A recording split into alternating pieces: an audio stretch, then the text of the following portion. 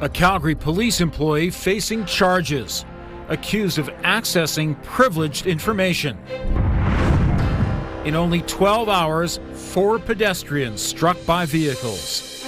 People aren't getting the point, and I think what we really need to see is a complete shift in the ideology around driving. A warning from city police. And well-spoken. I did stuff over spring break. You just have to balance it. The Calgary teen headed to an international public speaking competition. CTV Calgary, local breaking news with Ian White. Good afternoon. Charges have been laid against a Calgary police employee accused of accessing CPS databases to obtain information about individuals she had or wanted to have personal relationships with. Camilla DiGiuseppe joins us from the newsroom. Camilla, what more do we know about the accused? Ian, 2 days ago, Kayla Jessen, a 3-year civilian member of the Calgary Police Service, was arrested and charged with 9 counts under the Protection of Privacy Act. We don't know Jessen's exact position with the force, but investigators believe she was leveraging her authorized access to police data and facilities against CPS policy to retrieve protected information between February and August of last year. Police were alerted last December about the matter. Jessen's cell phone was seized, and investigators identified 4 people whose data had been targeted and intentionally searched. Police admit this kind of breach of privacy hurts the public's perception of the force and that they intend to thoroughly handle the situation. Now, we should note the charges against Jessen do not fall under the criminal code. Instead, they are violations under provincial legislation.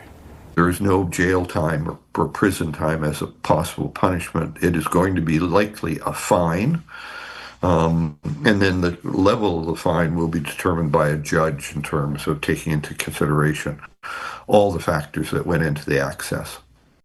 Now, police say Jessen is currently on an unrelated leave from the service pending review. She has been released from custody with her next court date set for June 2nd. Ian? Camilla, thanks very much. A Calgary police officer will not be charged in the shooting of a suspect, even though Alberta's police watchdog believes there were reasonable grounds an offense was committed. In July 2023, a man broke into a Forest Lawn home and chased a tenant outside with a sledgehammer. When police arrived, the man was smashing a parked car. Police body cam images show one officer fired a taser 4 times, with no effect on the man. The officer then deployed pepper spray, which disoriented him, but he still swung the sledgehammer toward police. Another officer then shot the man in the arm, and he was taken into custody. Haysert says the threat posed by the man waned after being hit with pepper spray, but the Crown ultimately decided not to charge that officer with anything.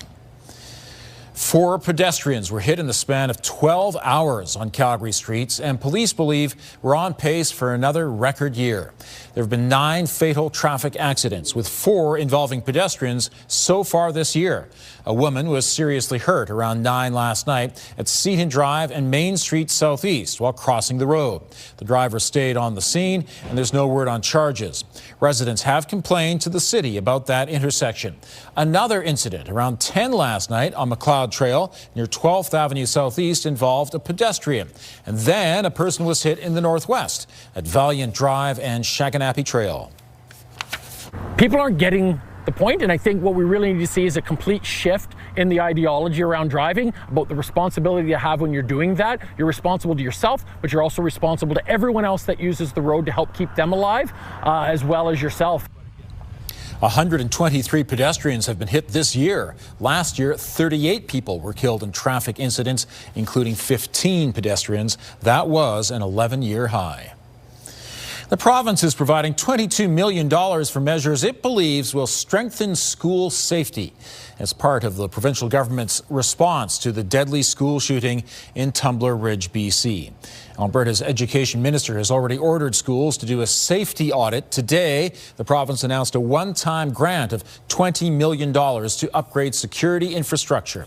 It's also providing $2 million for safety training for school staff. The money will be distributed between school boards based on student enrollment. School authorities will be required to report how the funds are being used.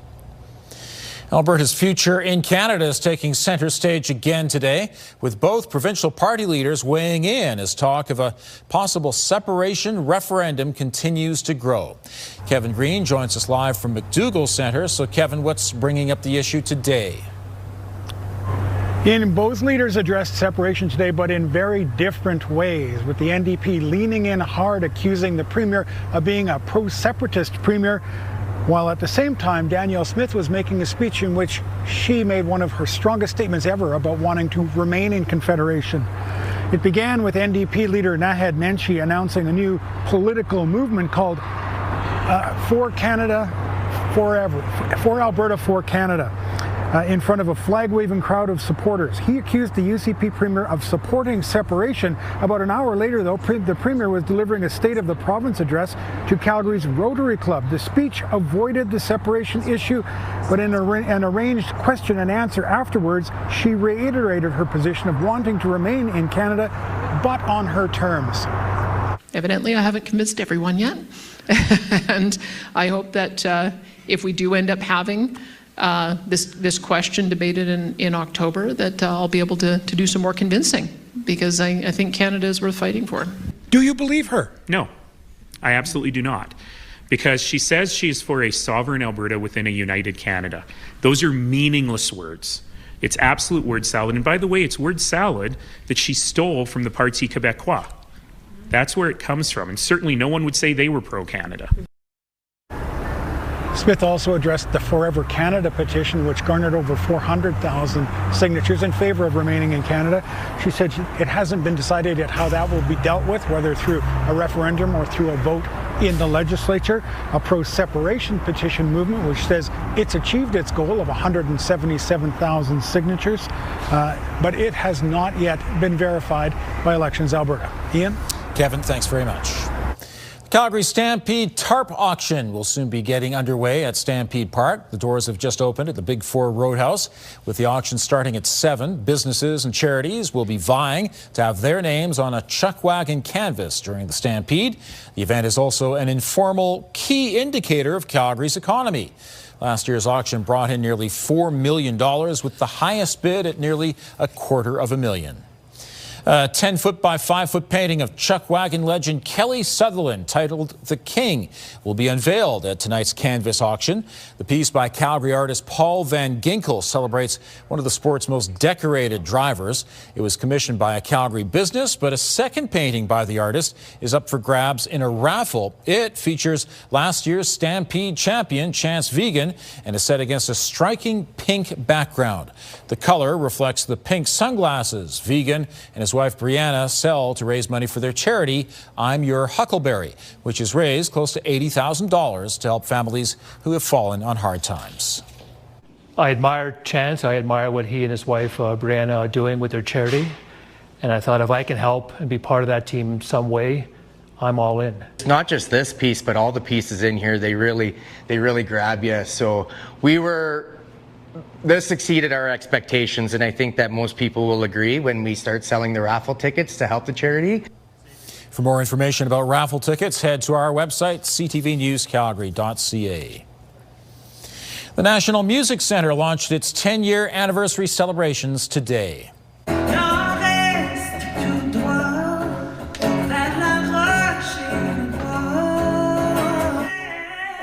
Métis singer-songwriter Andrina Turenne performed at the launch. Since 2016, the facility has become a hub for music and a major tourist draw, attracting more than 1 million visitors. In honor of the anniversary, a year of special events is planned, including an exhibition next spring, highlighting Joni Mitchell's relationship with jazz and an exhibit celebrating Nelly Furtado. Before the National Music Centre, there was not a national music museum in Canada. There was no place where the stories of the artists and the communities that have created music here in Canada or from Canada were housed and safe for the public to enjoy. So we built one. Juno Award winner Ron Sexsmith also performed at today's anniversary launch. Well, lots of sunshine this afternoon. I think that really improved things. It improved the mood for so many people. Everybody's so much happier, you know. It was a lovely day today, and it's about to get even lovelier as we get warmer and even brighter. All right, so let's talk about right now. 7 degrees at the airport. The wind's relatively calm, just at 7 kilometers per hour. They've been calm all day. You can see the blue sky and little puffs of clouds, so it's quite nice for a walk out there right now. All right, your 24-hour forecast is brought to you by Fifth Avenue Volkswagen. Family-owned, community-driven. Discover more at Fifth Avenue Volkswagen, and there's not a whole lot to talk about for these next 24 hours. I mean, be prepared for a bit of a chilly start in the morning with the wind chill of -6 at 8 a.m., but in the afternoon, all sunshine, couple puffs of clouds, and 15 degrees as a beautiful daytime high, which is 5 degrees above normal for this time of year. All right, midnight tomorrow is the absolute final deadline in the Foothills Hospital Home Lottery. You could win the $3.2 million grand prize show home in Harmony, built by Bay West Homes, plus $100,000 cash. Get your tickets before midnight tomorrow at foothillshospitalhomelottery.com. Thanks, Danielle. A charitable effort that started during the pandemic is still around because there's still a need. Coming up, the Owen Hart Foundation's drive to fill a Jeep full of food, and an expansion of a service that helps the many Albertans who have diabetes.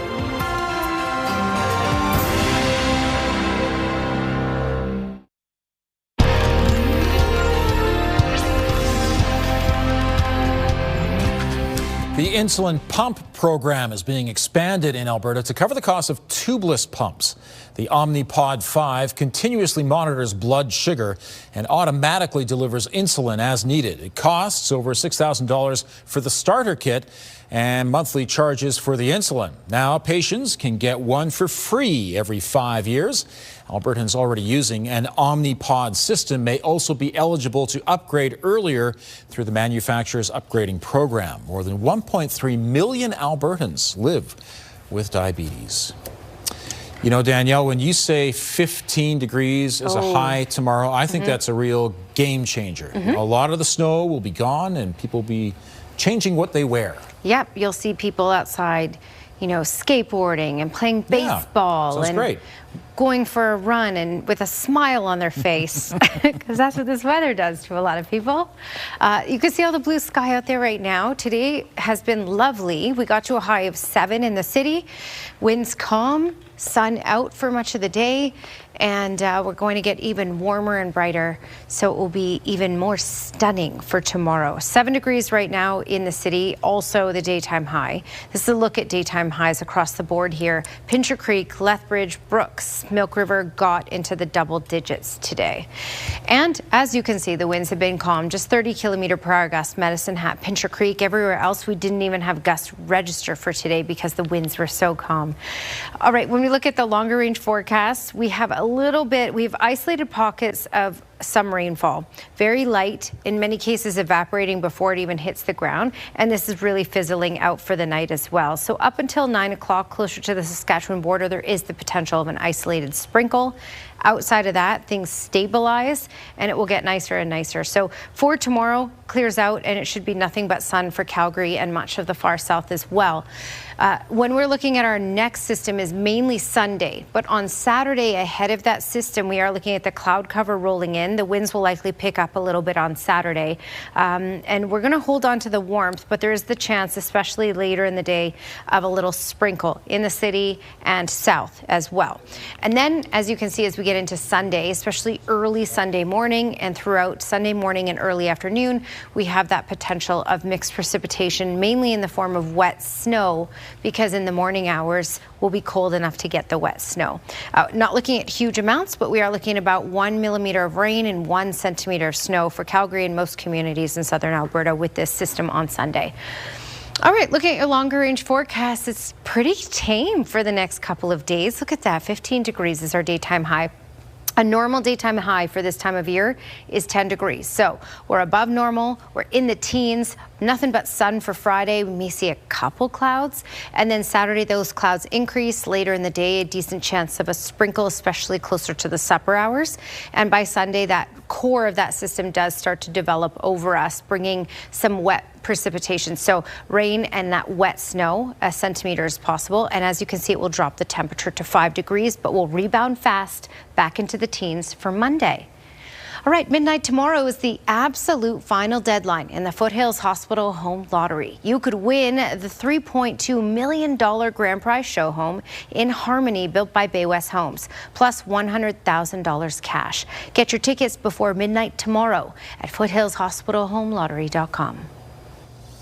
The Owen Hart Foundation wants to fill a Jeep to help Calgarians facing food insecurity.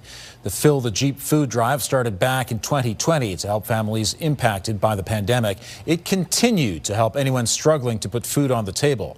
Now it has help from local businesses, Trapped Escape Room, After 8 Interiors, and Tower Chrysler Dodge Jeep Ram. The Owen Hart Foundation hopes to collect over 3,000 pounds of food this year. It's really nice to see that people still care about our community and those suffering from food insecurity, and they come out and they support this campaign, and we are thrilled.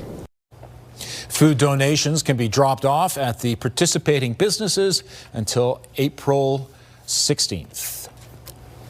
It's an art collection worth millions. Still to come, the many Canadian masterpieces on display in Calgary ahead of a major auction next month.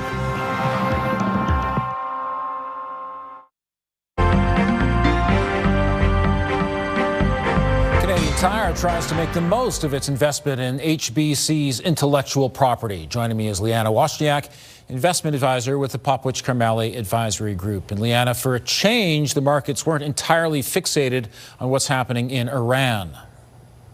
That's right. Now, it was certainly part of today's trade today, but we had a number of other kind of big headlines that drove a lot of the trading story today, one of which was Anthropic's Mythos model that they say is too powerful to be released to the general public. So they'll be offering it to select companies in order for them to help identify and patch holes in their security systems. That put a fair bit of downward pressure on a lot of U.S. software stocks today. We also saw some major U.S. headline data come out today, including things like their latest PCE numbers for February. Now, that didn't show much of a change due to oil because it was only the February numbers, but it did still show inflation ticking up in the U.S. We also saw their GDP numbers come out, which saw a little bit of a softening in the fourth quarter. Now, the big headline that traders were also kind of positioning for and will be watching for as we head into tomorrow is also the CPI data out of the U.S. That'll be the March number, and that one will show us the impact of oil on the basket of consumer goods in the U.S. Also, we'll see lots of those iconic Hudson Bay stripes in Canadian Tire this summer. That's right. They are releasing their first collection after they purchased the intellectual property rights for those iconic HBC stripes. That will be launched with 32 items with ranges from $8 coffee mugs to $10,000 canoes with those stripes on them, and include everything from housewares to pickleball gear. So that'll be really interesting to watch because Canadian Tire has spent $30 million on the trademark for those stripes, and it'll be really I'm curious to see how one Canadian brand handles another iconic Canadian brand. Especially the Hudson Bay pickleball set. Very interesting. Liana, thanks very much. Thank you. 7-Eleven Canada is ushering in summer early with its annual Bring Your Own Cup Day promotion. Customers will be able to bring in an inventive cup tomorrow and Saturday and fill it up with a Slurpee. 7-Eleven says they must be no more than 26 centimeters in diameter, be food safe and clean, and be watertight and leak-proof. Last year, 60,000 people brought in their cups for the promotion, including things like blenders and kettles. This year marks the 60th anniversary of the Slurpee. There's been another rash of pedestrians hit by vehicles in Calgary. Here's Tara Nelson with a look ahead to CTV News at 6. Hi, Ian. 3 people were hit in separate incidents overnight. 1 woman was seriously injured. Calgary police say people are not getting the road safety message. Coming up at 6, some of the other options being considered. Also ahead, 5 people are now charged with first-degree murder following the death of a Lethbridge man. We'll have that full story coming up at 6 too. Ian. Thank you, Tara. It's being called a once-in-a-lifetime opportunity to see some masterpieces of Canadian art, and it's on display this week in Calgary. This collection of art will go up for auction on May 21st in Toronto, but until Saturday, we're getting a preview of it. This painting, Cattle Show by Alex Colville, is valued at between $700,000 and $900,000. There are also paintings by most of the members of the Group of 7 and pieces by Tom Thompson and Emily Carr. Most of the pieces were consigned by private owners, and once Heffel holds the auction, most of them will likely go back into private hands again. The sunshine is really starting to improve spirits around here. Right now in Calgary, mostly sunny and +7. Danielle has the details just ahead.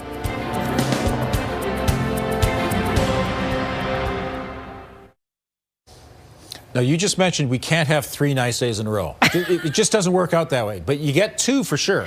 I said you're asking a lot here. If yes, you need the 3 full days being really nice in a row right now for March and April, for example, because that's not going to happen. Okay, 7 degrees current temperature. Also today's daytime high. Normal is around 10, 11 degrees. Tomorrow, tons of sunshine. So today was nice, but we were a little below normal. Tomorrow above normal, 15 degrees, a lot of sun. Saturday, the clouds will start to creep in. Chance of a late day sprinkle, but still warm with a high of 15. And by Sunday, the next system rolls in really early in the morning, and we get that wet snow, a millimeter of that, a rain, a centimeter of snow, and our temperature drops to 5. Thanks, Danielle. A Calgary high school student is one of 18 students who will represent Canada at the World Individual Debating and Public Speaking Championships. Sonia Graywall is in grade 12 at Westmount Charter School. She joined the school's speech club when she was in grade 8 because she says she was really shy and wanted to be more outgoing. This is her 2nd year qualifying for the World Championships. Last year, she finished first in 2 of 4 categories, earning her a 5th place overall at the event. She spent the last few weeks writing and memorizing her topics for this year. I think this week I've had to choose speech over school pretty consistently, and it just depends on when things are busy. I plan around it. So because I'm missing so much school next week, I did stuff over spring break. You just have to balance it. And best of luck to her. Graywall and her mom leave for Bristol, England tomorrow. The competition begins this weekend and runs until April 17th. Thanks for joining us. Now here's the early edition of the CTV National News.